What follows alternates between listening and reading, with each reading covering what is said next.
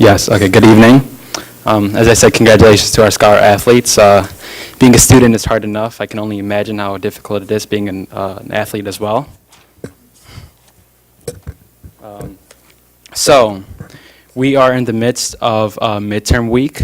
Many students can be stressed out. Today we had midterms such as physics, U.S. history, AP Spanish, and AP Chem. There'll be more tomorrow and the rest of the week as follows.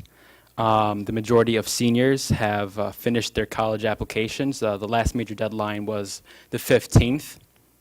If not finished, then they should be soon close to finishing. And as the second semester is coming to an end, mid-year reports will be sent out. As you can imagine, this whole process can be stressful. So fortunately enough, last Friday, in fact, on the 19th, FHS had the wellness fair. And there was popcorn, there was therapy dogs. That was a student favorite. They loved the therapy dogs. There were many posts on social media later on showing them off. They were able to do yoga.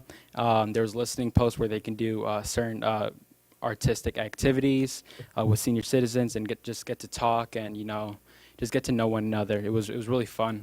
I had a great time. Furthermore, again, as I said, as the second semester is coming to an end, or the first semester, sorry, I kept saying second semester. I meant first semester, second quarter. Yes. Classes are being switched out.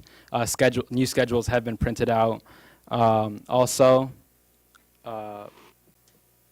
to contribute to the whole relaxed atmosphere feeling, Environmental Club last week was selling hot chocolate, I believe, Thursday and Wednesday morning for just $1. It was really tasty. It was cold those mornings, but the hot chocolate warmed kids up.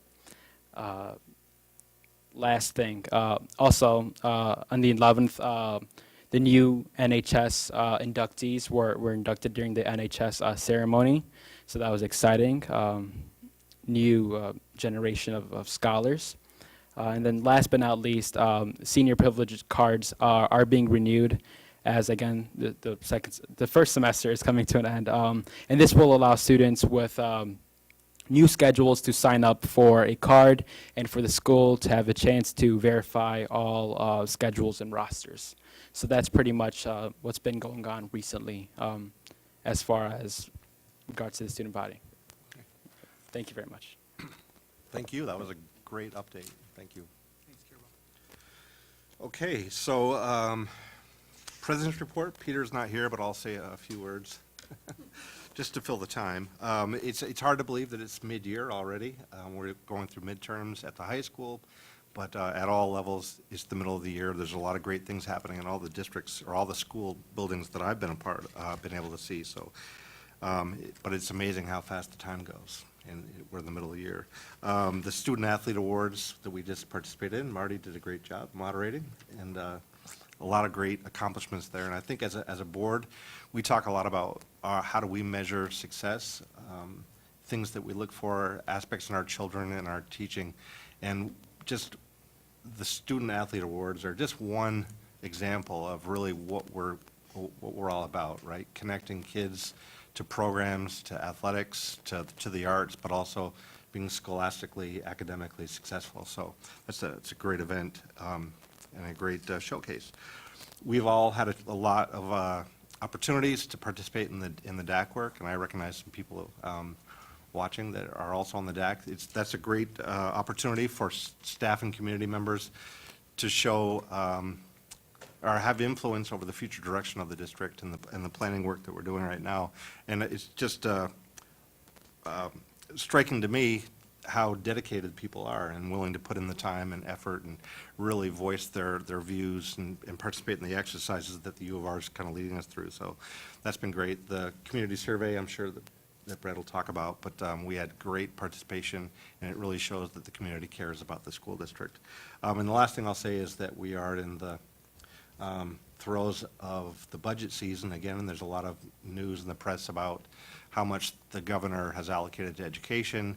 There's advocacy trips coming up that I know many of the people on the board will be attending in Albany in March to advocate for more money in different areas. And Fairport's no different than any other school district in the state. The proposals for the funding are really not enough for us to achieve the goals that we want to. So we need everybody, not just the board, but everybody in the community and in the district to advocate locally and at a state level for better funding, more funding, comprehensive funding for the programs that we have. So that is it from my perspective, and on to the superintendent's report.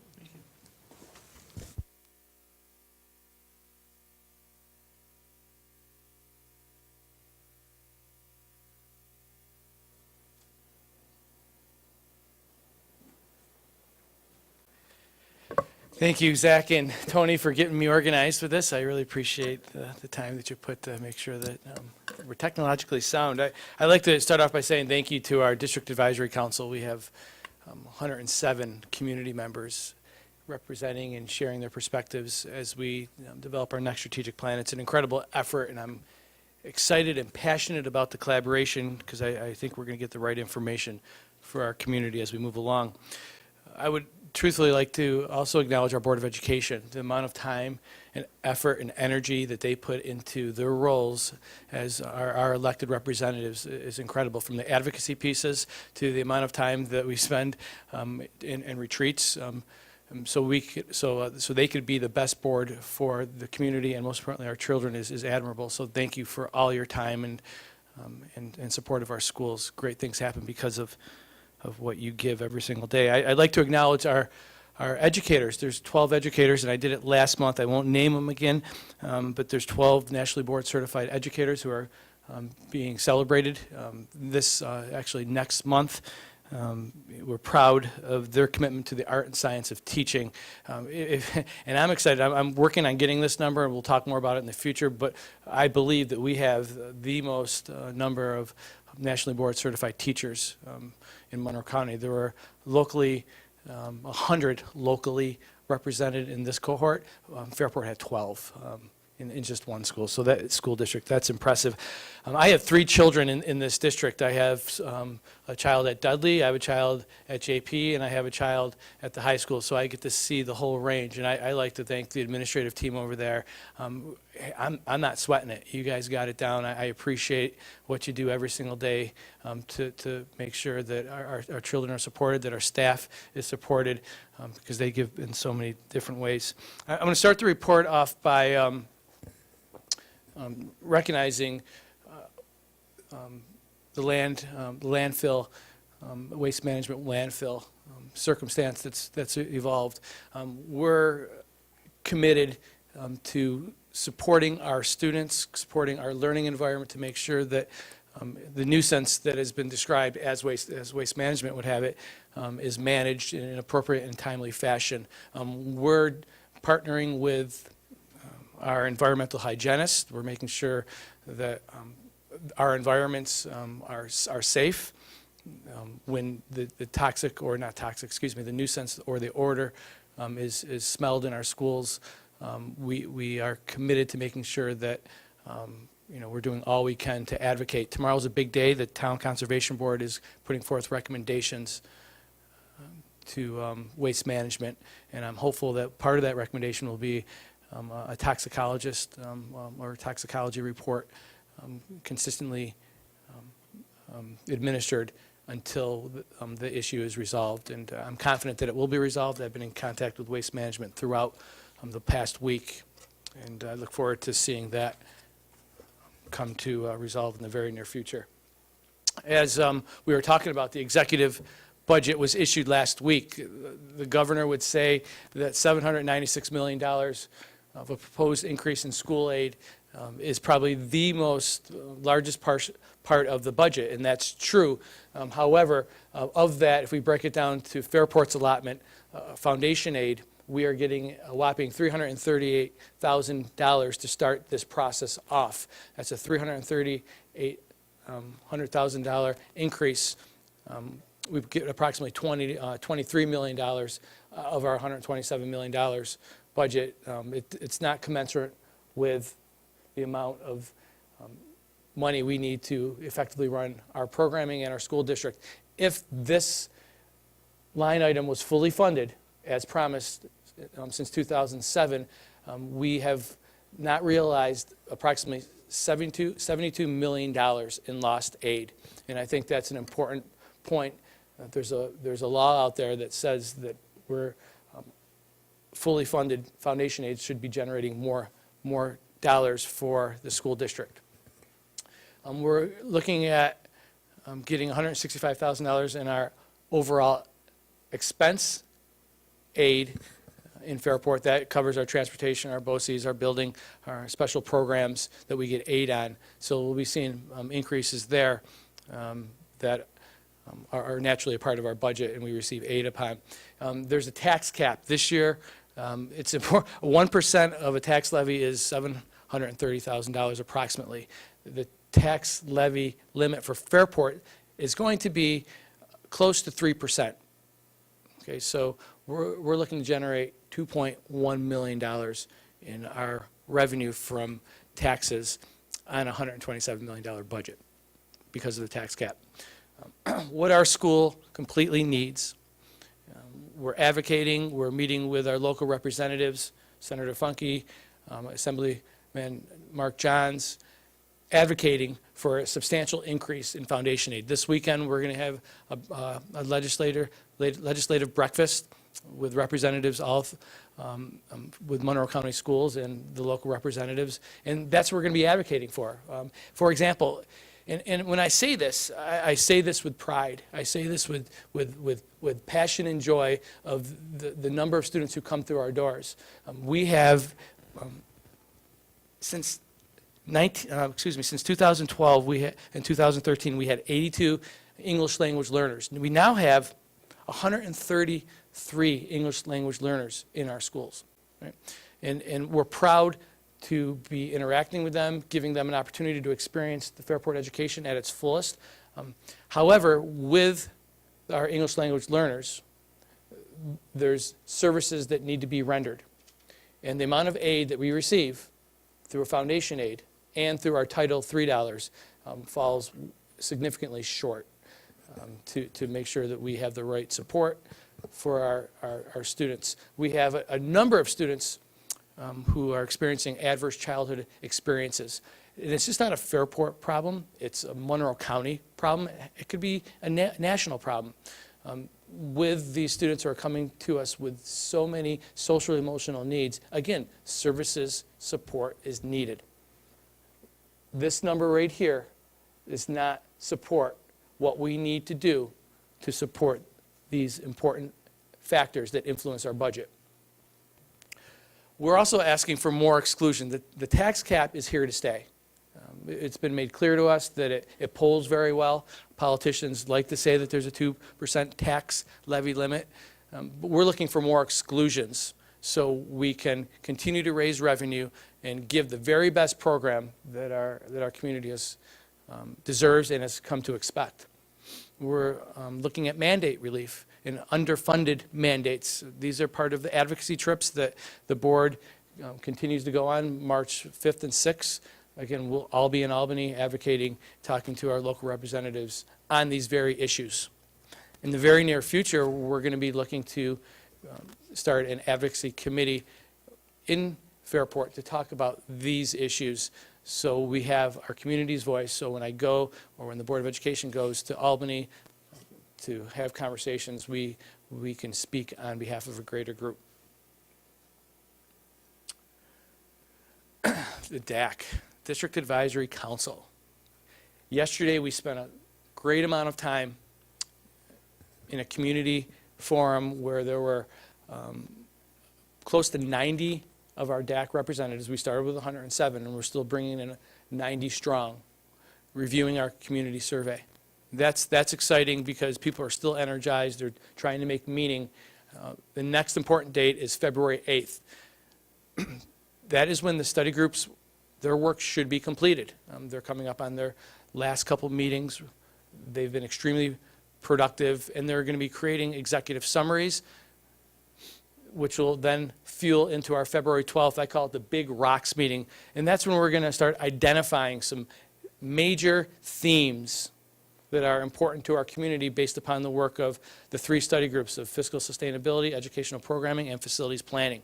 And from there, by February 14th, now I'm told it's February 15th, it's a fluid moving target. Nobody wants to meet on Valentine's Day, you know, to create these strategic initiatives. These strategic initiatives will be processed in a community forum, inviting the entire community with, of course, the District Advisory Council to talk or to share information and get feedback on our strategic initiatives and to provide an update so people have a good pulse on where we are in our process and in the direction that it's heading. By April, the Board of Education will confirm the strategic initiatives. I will be making recommendations on 3 to 5 strategic initiatives. It's all relative to the activities that we've been engaging in. They've been part of the groups as well. So we will have a strong understanding and have clarity on where we are by April for our strategic plan. Between April and June, we'll be developing the management plan, specifically the task analysis. So school members can look at one document and see where we are and where we're headed in a given timetable. In between June and July, again, this will be processed and finalized with the administrative team, and we'll be working the plan as we move along. And you'll see right here, this is an example of what the framework's going to look like. We're going to continue to share this, but it's all centered around this idea of the whole child. And the whole child school district focuses on healthy, safe, engaging, supportive, and challenging environments.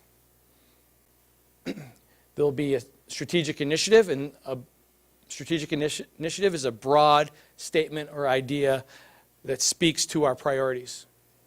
There'll be a specific goal related to the strategic initiative, particular action steps, the initiation date, progress monitoring, and the person or groups responsible. One plan, one document that gives a clear idea not only to our staff, not only for the Board of Education so they can monitor and make sure that we're meeting their high expectations, but for our community as well. An important part of the strategic framework is the yearly management plan. The yearly management plan wires the administrative team, the teachers, and staff members, and it gets them engaged on the work that needs to occur each year. Really quickly, I'm not going to go over too much of our community survey. I'll be posting the community survey along with the focus group perception report data on our district website, so that will be coming in the very near future. But I thought that it was pretty impressive if you take a look at the data. Those who have lived in District 16 years or more, and between 6 and 15 years, we had over 80%. So that speaks to, people who are invested in their community, making sure that they give feedback so they can have a voice. That touched me, and I thought that was worth noticing. The perceptions, I'm going to talk about really quickly. Our community, these people here, said that our school district is an asset, and it plays an integral role, and it reflects their values. And that's no surprise, because if you go to a pep rally, if you come to a DAC committee meeting, if you just are in the auditorium right now where we celebrated scholar athletes, 12 out of 13 teams were acknowledged for academic excellence. That's exciting, and we're proud to be a part of that, and people are perceiving the district as meeting their needs in this realm. And again, the survey data is just one point, but it was speaking to me and I know that the board will eventually appreciate this as decision makers. These are the priorities. It's not to say that one is more important than the other, but it's saying that if people were going to prioritize, these were the main areas: educational programming, safety, technology, which I see wrapped up in facilities, and professional development were resounding needs and priorities as we develop our next plan. And it gives us some insight as to how we need to continue to progress based upon these priorities. And I think as we've been engaging in the District Advisory Council, these themes have been prevalent, and we're starting to see it come out in our data and our perception report. So again, the process is doing what it's supposed to be doing. It's bringing out main ideas and themes, and that will go into our strategic plan. Here is an interesting statistic. You know, when I first saw that, I didn't really know what to think about it. But then, you know, I was like, hey, we're pretty average when it comes to our facilities. And I think that says something. I think we need to continue to make meaning of it and dig into it a little bit. But, overall, the 2,000 individuals who took this survey with an incredible completion rate rated us as average in athletics, in our athletic facilities, our libraries, in areas of technology. And again, libraries and technology, those are major learning environments. Do we aspire to be greater than average in those areas? Auditoriums and our school buildings as a whole. So again, this information is feeding our process. It will ultimately inform our next strategic plan. The month of February will come, and we'll be entering into our winter recess, and we'll be entering March. We'll be known as March Madness. So, Brett, I just, with regards to this particular slide, I thought it was interesting. You're right, these are average feedback that we got from the community in the survey.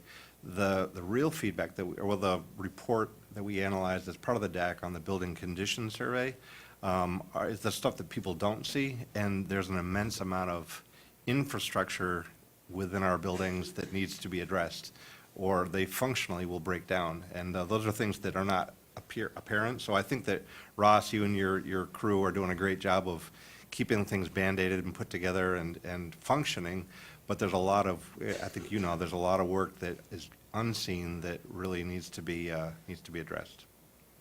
So. It's like the kitchen sink, Yeah. When it works, it's fine, but when it breaks down, you need to address it, and people notice that, and we do have our aging facilities, and that's why, that's the benefit of a long-term facilities plan, so we can make sure that we're taking care of the infrastructural pieces and meeting the learning environment needs as we move along, and that's what this plan is ultimately going to do in a transparent, systematic way.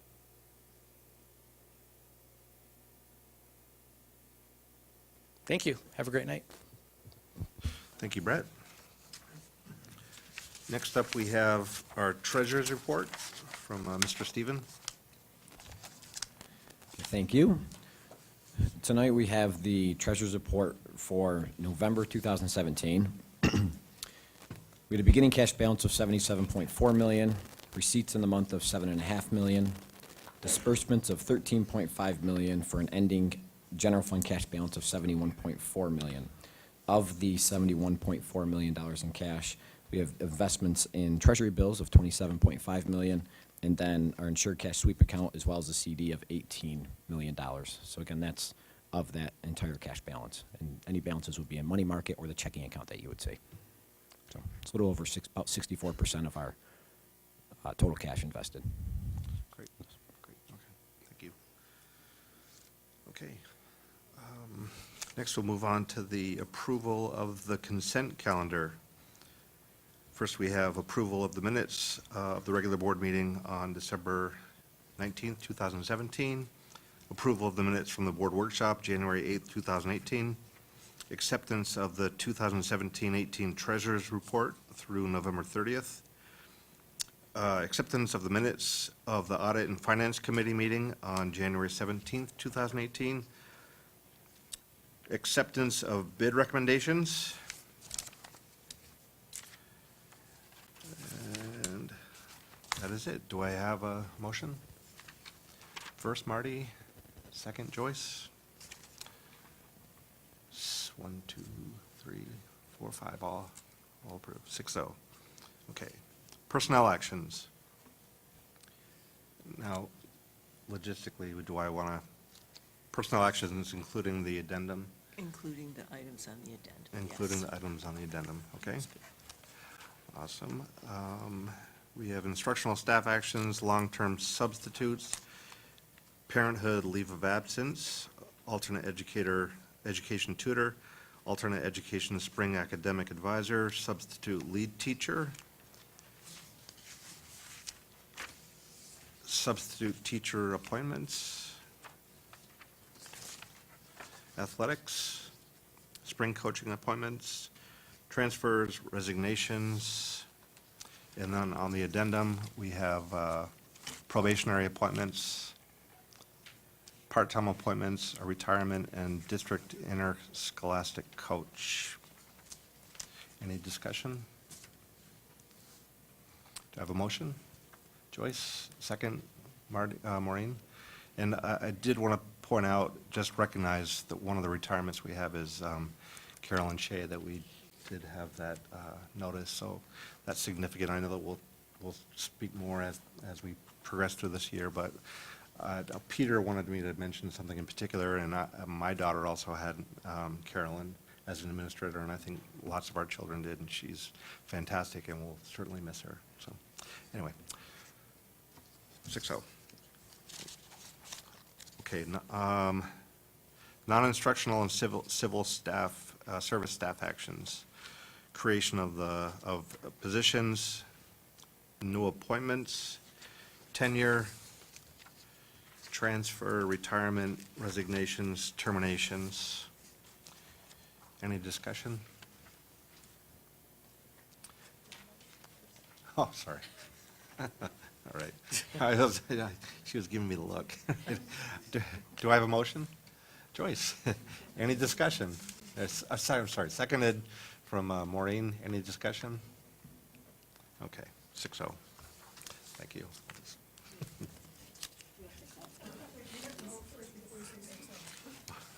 Well, show of hands, 6-0. Okay, I'll get there.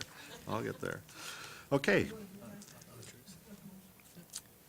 Excuse me? Okay.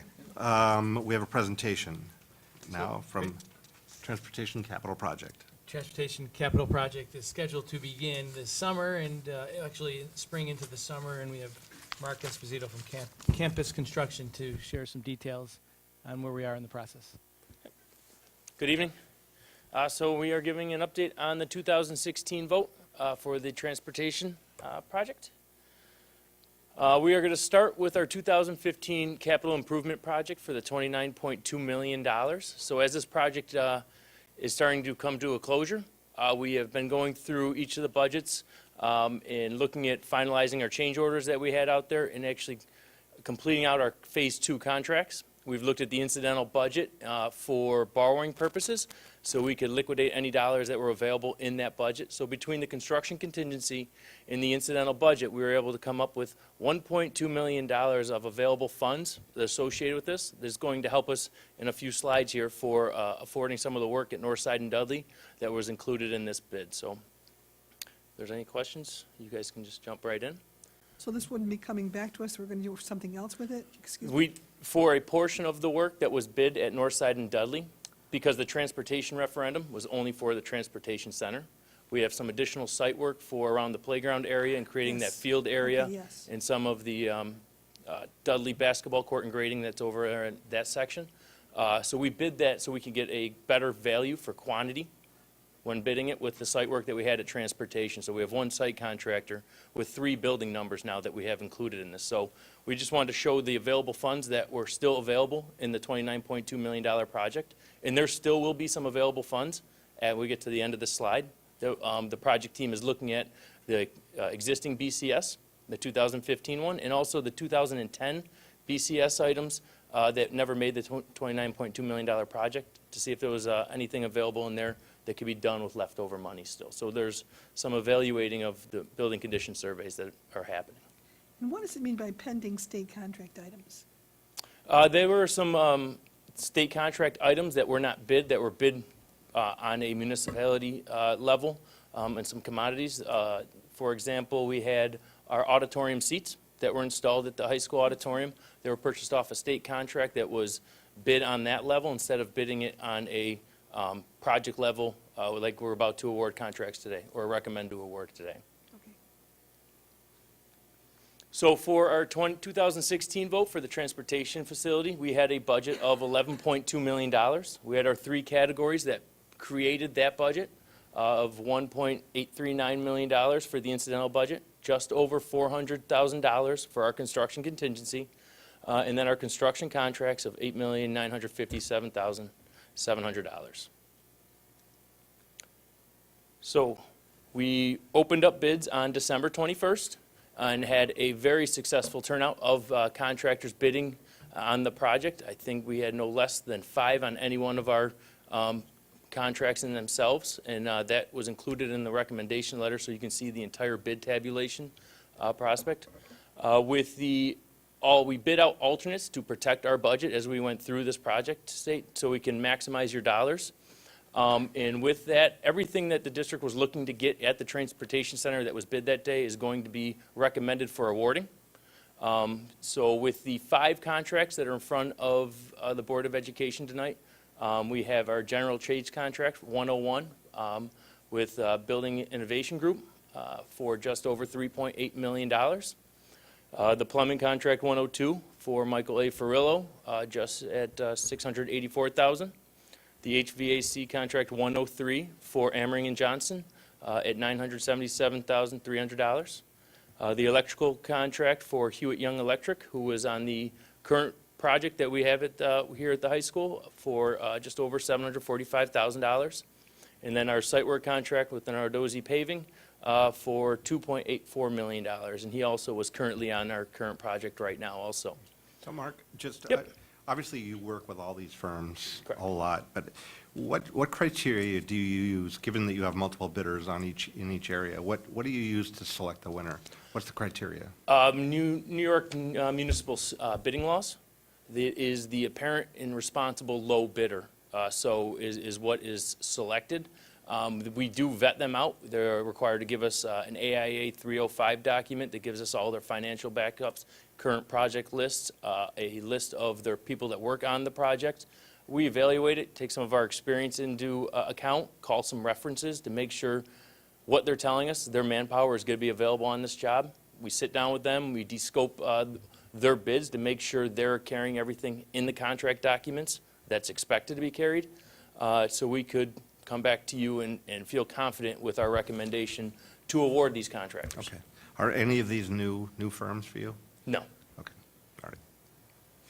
And so then, on the lower half of this slide, you see the purchase order state contract items that we're looking to do along with the transportation side here. These are systems that you currently have district-wide for the most case that you would want to keep consistent throughout this. So you have day automations with their security and DDC controls. This is your cameras, this is your heating of your building, so you can have a constant one system throughout that. The Filtrect in-ground bus lifts, these are the total of 3 of these. This is the product that your maintenance crew wants to have installed in this, that they currently are maintaining and keeping going. And it is the recommended bus lift system. You have your phone system with Relcom, and then also a TSG is your fire alarm system. So it keeps your district-wide components and systems operational. And that for a total of $9,740,380.29 would be the entire package that we're looking to move forward with between the Transportation Center and the Northside Dudley schoolwork. And I have a slide here that kind of shows that breakdown. So if you remember when we did we had our transportation numbers at the top of the $1.83 million, or $1.83 million for the incidental budget, our construction contingency of just over $400,000, and then our total contracts of that $9,740,000. And this is the breakdown between the 2 referendum budgets that you see for how we actually break up the construction contracts. So then again, you see that $8,957,700 value. And then from the current $29.2 million project, we'll be awarding $782,680 of that $1.2 million that was remaining available. So it still leaves you over $400,000 to identify items in your BCS throughout all your buildings and facilities to continue doing upgrades with that $29.2 million. The logistics that allow us to move funds from a certain project over to a different project, It's not moving funds. It is actually, you have building numbers for Okay. each one of your buildings, and each one of your buildings has a project number. So your project number at Northside and at Dudley Elementary School are just, they're part of this project set. So Okay. it's what we identify on the schedule of values, and then will be submitted with your final cost reports come December 2018 for those two buildings. so there's no compliance or legal issues from, if the funds were approved for a specific project, building project, for us to actually, if we have money left over, we can apply that towards a different building project number within the district. That's, No, so these, excuse me, these monies aren't being applied to a different building project.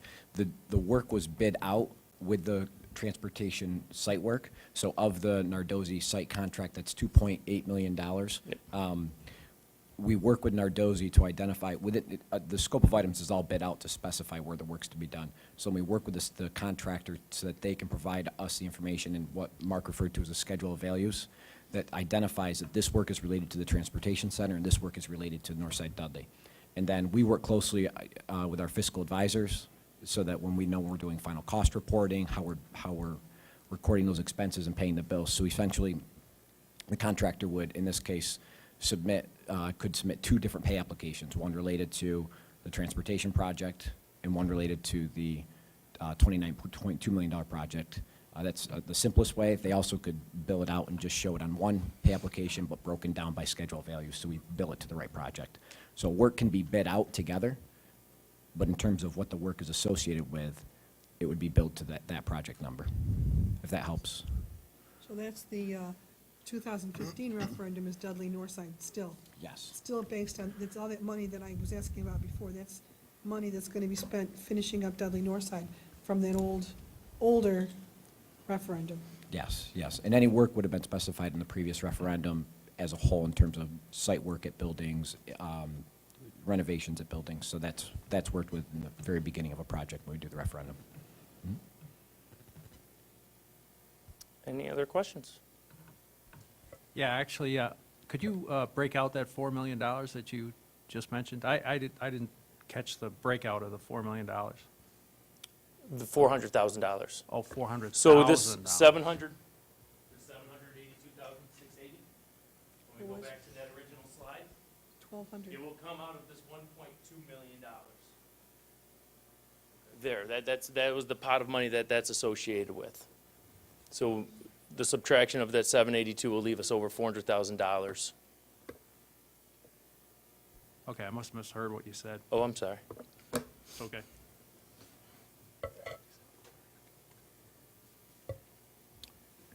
Okay, thank you. And when will we be bidding for the purchase order state contracts? Because that's not on the list here. Or did I miss it under somehow? No, so we have to publicly award the low bids, Okay, and those are the 5 contracts that we bid. right. The purchase order state contracts have already been publicly bid and out in the municipality of those different, I think believe it's the OGS state contracts. And so that is something that you do not need to go out there and publicly bid and award Okay. at this point. Thank you. okay, thank you. Thanks, Mark. Okay. Next, we have board discussion action items. Bid awards and contracts for the transportation capital project. Change order resolution. Vote on this. No, Oh, one at a sorry, time. Right. sorry, okay, That's for yep. motions. Gotcha, and vote. gotcha, okay. So let me start over again. Bid awards and contracts for transportation capital projects that we just heard about. Do I have a motion to approve? Joyce, second. Judy? Any discussion? Okay, I'll move. 6-0. Okay, next is change order resolution. Do I have a motion? Joyce, second. Marty? Discussion? Okay. Single audit, oh, vote? Yes. 6-0. Thank you for holding me back. Single audit report, do I have a motion? Kevin, second. Maureen, any discussion? All in favor? 6-0. Extra classroom activity funds financial report. Do I have a motion? Marty, second. Maureen, any discussion? Well, Pete and Kevin and I were at the audit committee and reading these reports and having a good discussion with the auditors regarding them. I want to say what a great job. One of the trickiest things is extracurricular activities, just by themselves, the requirements that they have to use students. Sometimes there have been cash distributions, and things have gotten so much better. We've never really had a problem with that area, but you do your best not to have a problem with that area. You really try to make sure that the kids are available, understand what's going on, that they're part of the conversation, that money just doesn't come in without someone having a vote on it, that these things were all happening.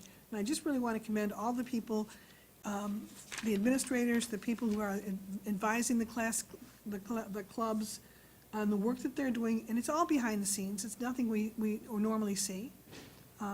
But it's just, they are meeting the law. And it used to be a person would say, why do you want to be a treasurer? I was like and people would say, I'm good at math. But then they would never understand the workings of how the whole thing works. And I think we're doing a much better job on that. So I commend those people. Okay. Thank you. All approve. 6-0.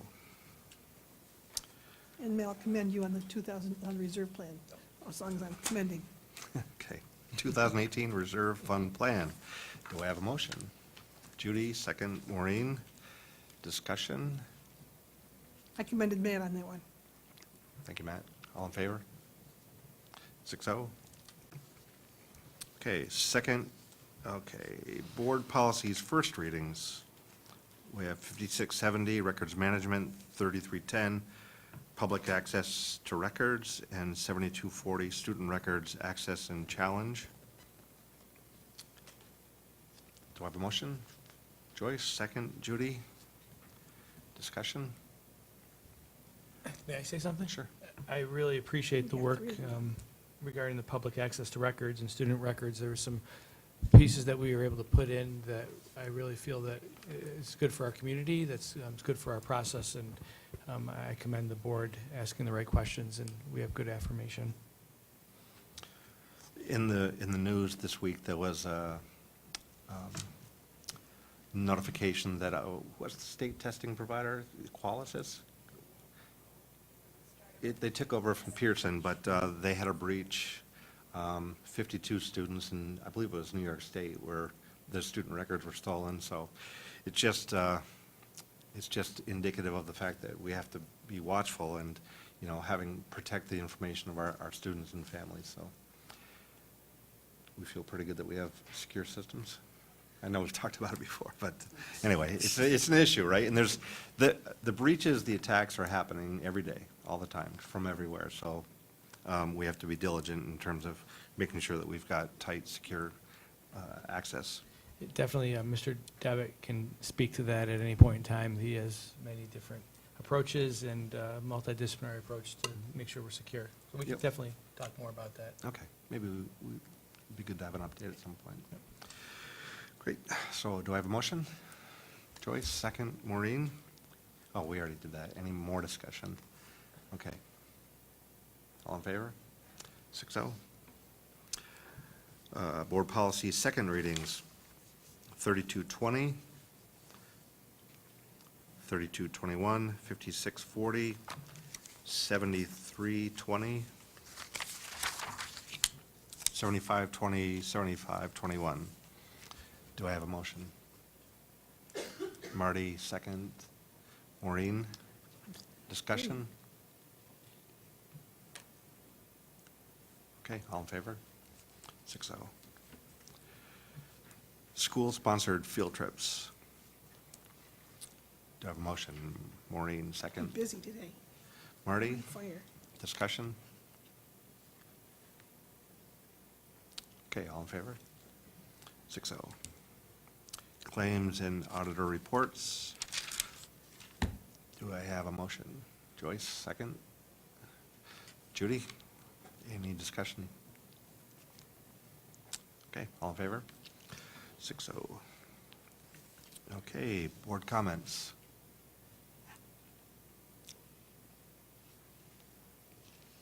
Okay, I'll take this opportunity.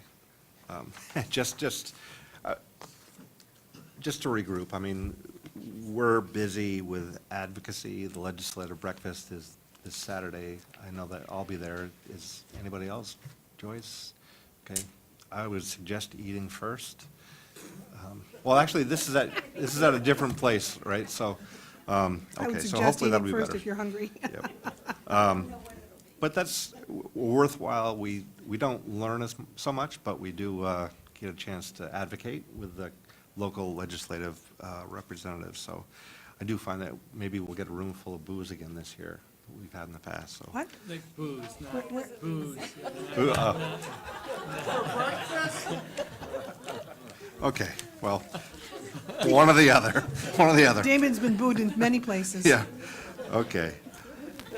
We'll get a reaction. You Okay. know, Brett, I really appreciate the fact we've seen each other quite a bit this week in your message, whether you're talking to the District Advisory Committee or it's been so helpful to us to be able to go with the ammunition that we need to, if we're not at the same table with you, to talk to a senator and say, this is what it means to Fairport.